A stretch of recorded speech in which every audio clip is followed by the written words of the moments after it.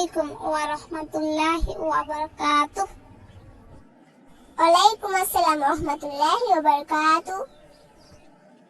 কেমন আছো জান্নাত? আলহামদুলিল্লাহ ভালো আছি, তুমি কেমন আছো? আলহামদুলিল্লাহ ভালো আছি। তোমার কি মন খারাপ? আমি পরীক্ষায় চতুর্থ স্থান অর্জন করেছি।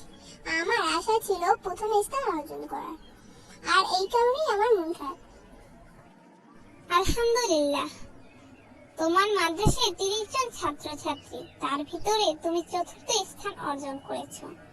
অনেকে তো নবম দশম স্থান অর্জন করে, আবার অনেকে তো ফেলও করে। তার থেকে তুমি অনেক ভালো রেজাল্ট করেছো। কিন্তু আমি তো প্রথম স্থান অর্জন করতে চেয়েছি।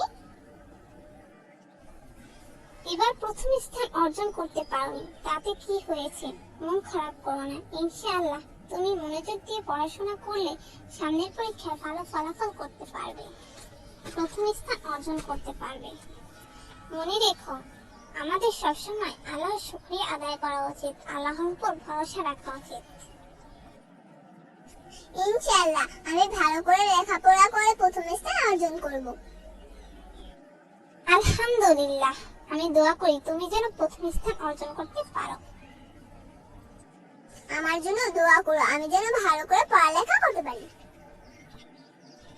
ইনশাআল্লাহ তুমি ভালো করে পড়ালেখা করতে পারবে।